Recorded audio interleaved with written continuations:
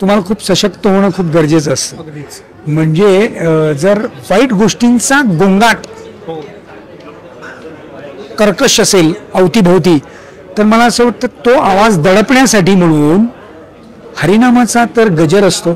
माऊली म्हणजे संत परंपरेचं प्रतिनिधित्व करणारं किंवा वारकरी संप्रदायाचं प्रतिनिधित्व करणारं. एक तर वारकरी हा जो माणूस आहे ना, तो खरा माणूस आहे. त्यामुळे ना आपला हा जो अंतरंगाचा गाभारा आहे त्याला खूप असं छान सात्विक आणि सुंदर ठेवायचं असेल तर हरिनामाचा जप हा सातत्याने करत राहणं. नमस्कार, मी नितीन मोरे लेट्सअप मराठीमध्ये तुमच्या सगळ्यांचं स्वागत करतोय. वारीची सुरुवात झाली आहे. सगळे वारकरी आपलं घर सोडून विठ्ठलाच्या भेटीसाठी पंढरी या शहरामध्ये जमा होतच आहेत.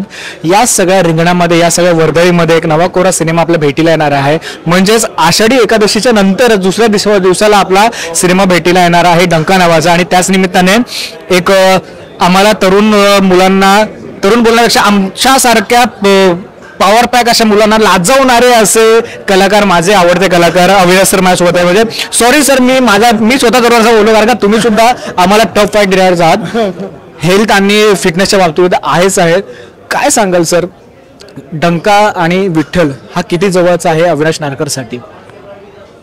मला असं वाटतं की कुठल्याही वाईट गोष्टींचा आपल्याला जर पाडाव करायचा असेल, म्हणजे त्याचा पराभव करायचा असेल आपल्याला, तर तुम्हाला खूप सशक्त होणं खूप गरजेचं असतं.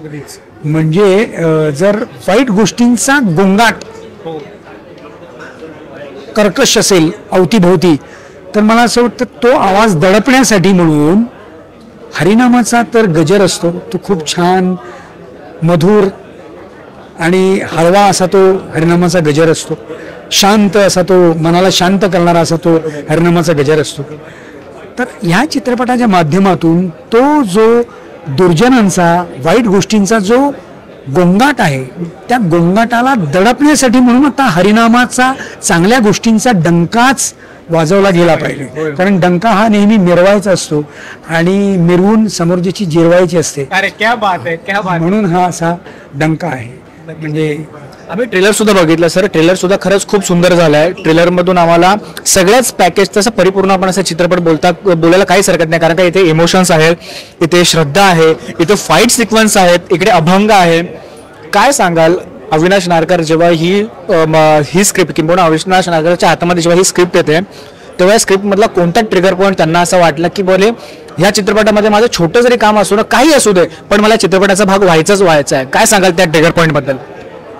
मला तेच म्हणायचं आहे की ह्या चित्रपटाची स्क्रिप्ट आणि कन्सेप्ट मला ज्यावेळेला सांगितली, स्क्रिप्ट आलं माझ्याकडे, त्यावेळेला एकतर माऊली म्हणजे संत परंपरेचं प्रतिनिधित्व करणारं किंवा वारकरी संप्रदायाचं प्रतिनिधित्व करणारं.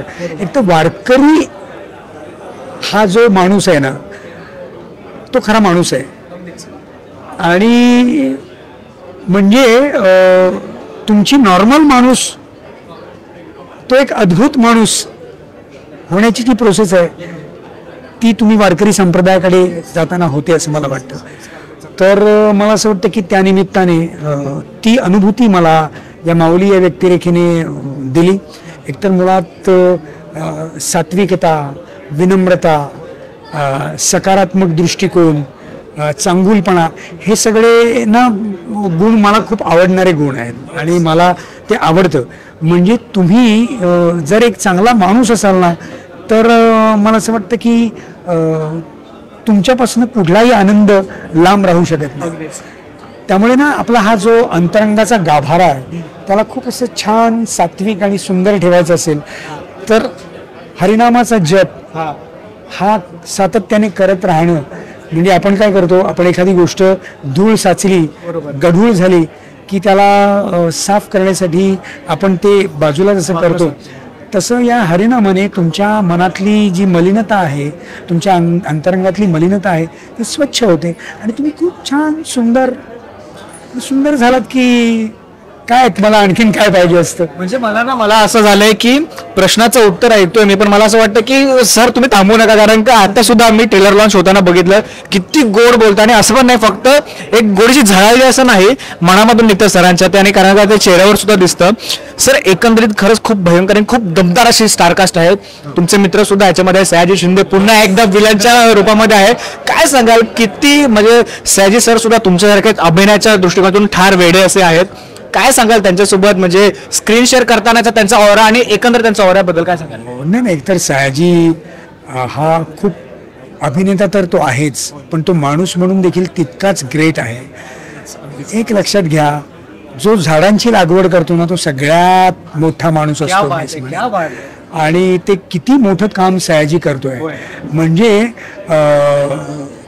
आपल्या कामाबरोबरच त्यातनं मिळालं जे काही लाभ असेल तो लाभ अशा पद्धतीने सगळ्या समाजापर्यंत पोहोचवणं हे खूप मोठं काम आहे. आणि झाडांकडून जे आपण शिकतो ना ते तुम्ही कुठल्याही गोष्टींकडनं शिकत नाही. तुम्ही एक लक्षात घ्या, एक झाड जे आहे ते झाड आपण जे सोडतो, आपण जे नको असतं आपल्याला ते आपण उत्सर्जित करतो, तो कार्बन डायऑक्साईड ती झाडं घेतात आणि जो आपल्याला पाहिजे, ज्या प्राणवायूशिवाय आपण जगू शकत नाही तो प्राणवायू आपल्याला देतात. हे काम झाडांकडनं शिकण्यासारखं आहे. आणि त्या झाडांची लागवड करणारा हा जो माणूस आहे सयाजी, तो अभिनेता म्हणून तर ग्रेटच आहे, पण माणूस म्हणून तितकाच ग्रेट आहे. तर त्याच्याबरोबर काम करणं हा स्वर्गीय आनंद असतो. आणि त्यानिमित्ताने ह्या चित्रपटाच्या माध्यमातून सयाजीबरोबर पुन्हा एकदा काम करण्याची संधी मिळाली. आम्ही अनेक मालिकांपासून एकत्र काम केलेलं होतं खूप वर्षांच्या गॅप नंतर, कारण तो इतका व्यस्त आहे आता. मला असं वाटतं की सयाजी हा नुसताच आपल्या मराठी चित्रपटांचा अभिनेता नाही आहे, तर तो हिंदी चित्रपट त्याने केलेले आहेत. त्या सीमा ओलांडून तो आता साऊथ इंडस्ट्री पादाक्रांत केलेली आहे. एक्झॅक्टली, दाक्षिणात्य इंडस्ट्री देखील पादाक्रांत केलेली आहे. सो त्यामुळे ह्या चित्रपटाला एक आवाका याचा आहे तो खूप सयाजीच्या आगमनामुळे आणि त्याच्या असण्यामुळे मोठा झालेला आहे. सो आम्ही हा चित्रपट अनेक भाषांमधनं, इतर भाषांमधनं डब करून देखील हा तुमच्या भेटीसाठी येणार आहे. क्या बात. म्हणजे हे खरंच खूप चांगली अशी माहिती आपल्याला मिळाली की डंक फक्त मराठी ऑडियन्ससाठी नाही तर प्रत्येक ऑडियन्ससाठी उपलब्ध होणारच आहे. आणि टचवूड झाला तर खरंच आम्हाला सुद्धा आवडेल.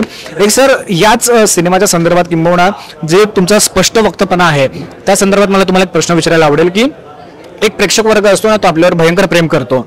आपल्याला आपण जे काम करतो त्या कामाचं ना तोंड भरून कौतुक करतो. तोच प्रेक्षक वर्ग कधी कधी ना निंदकाचे घर असावे शेजारी असं सुद्धा वागतो. अविनाश नारकरची एक कलाकार म्हणून आणि एक सामान्य व्यक्ती म्हणून सुद्धा या गोष्टीकडे किंबहुना त्यांच्या या सगळ्या वागण्याकडे, प्रेक्षकांच्या या वागण्याकडे कशी भूमिका आहे. मला असं म्हणतो, तुझ्या प्रश्नातच तू म्हणालास की निंदकाचे घर असावे शेजारी, तर ते असलंच पाहिजे. कसं आहे, मी खूप चांगलं माझ्याविषयी बोललं गेल्यामुळे किंवा माझ्या आयुष्यात खूप चांगलं झाल्यामुळे कधी हुरळून गेलो नाही. महत्वाचं आहे जमिनीशी लगत तुम्ही राहणं हे खूप महत्वाचं असते. तुम्ही वाईटाने खचूनही जायचं नाहीये आणि चांगल्याने हुरळूनही जायचं नाहीये. त्यामुळे तू म्हणतोस तसं ही जी मंडळी आहेत, आपले निंदक आहेत, ते निंदक तुम्हाला तुमच्यातल्या उणिवांची जाणीव करून देत असतात, त्यांचं भान आणून देत असतात. त्यामुळे कायम ते बरोबर असतील तर उलट तुमच्यात सुधारणा जास्ती गतीने आणि चांगली होत असते असं मी म्हणेन.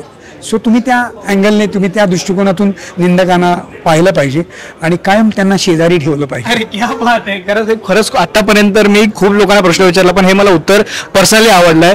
तुर्तास मी सर इकडे थांबतो कारण का बाकीच्या पत्रकार मित्रमंडळांना सुद्धा गप्पा मारायच्या, तुमच्यासोबत भूक लागलेली आहे सगळ्यात महत्वाचं. काय खाल्लं नाही, भूक लागले.